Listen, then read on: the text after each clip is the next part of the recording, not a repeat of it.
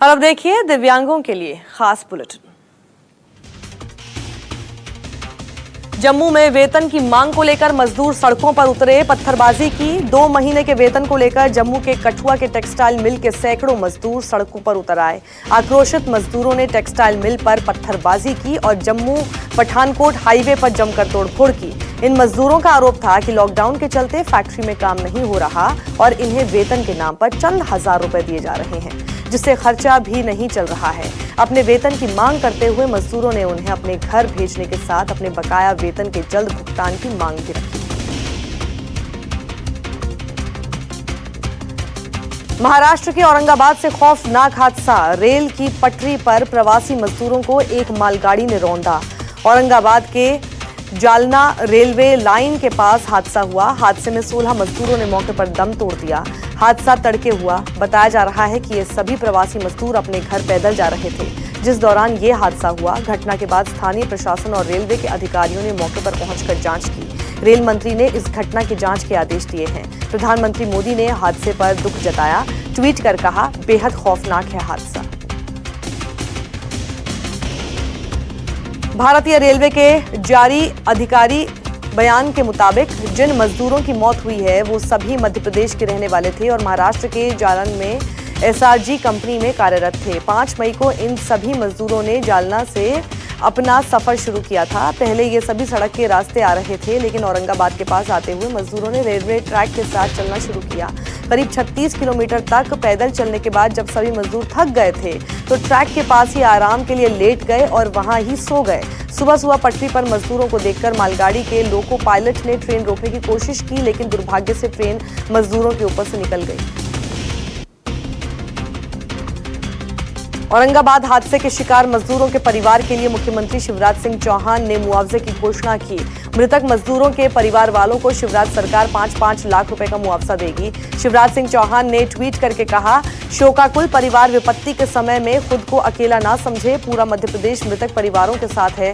विशेष विमान से अधिकारी भेजे गए हैं ताकि घायलों के जिनकी मौत हो गई उनके अंतिम संस्कार की व्यवस्था हो और घायलों को हर संभव मदद की जाए।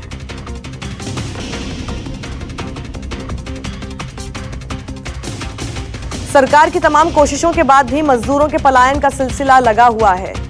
पंजाब, हरियाणा, दिल्ली से मजदूर रेल पटरियों के सहारे यूपी, बिहार के लिए निकले। मजदूरों को क्वारंटीन होने के डर की वजह से पैदल ही छिपते छिपाते अपने अपने शहरों की ओर जा रहे हैं। नोएडा में मजदूरों के पलायन की तस्वीर कैद हुई।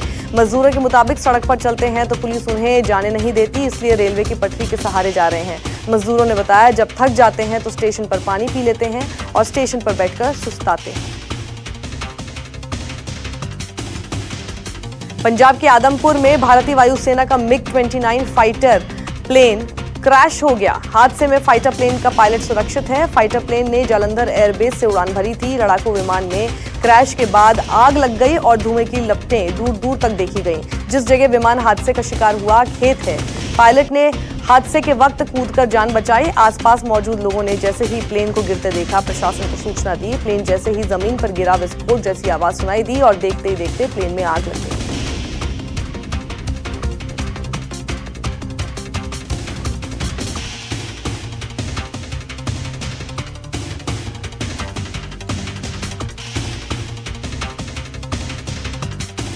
मुंबई के सायन हॉस्पिटल का एक वीडियो वायरल हुआ। वीडियो में कोरोना संक्रमित के खिड़की से कूदकर भागने का दावा किया गया। ये वीडियो 3 मई की रात का बताया जा रहा है। वीडियो में खिड़की से कूदकर भागते देखा गया शख्स। मौके पर मौजूद अस्पताल प्रशासन और डॉक्टरों ने भाग रहे शख्स को पकड़ा।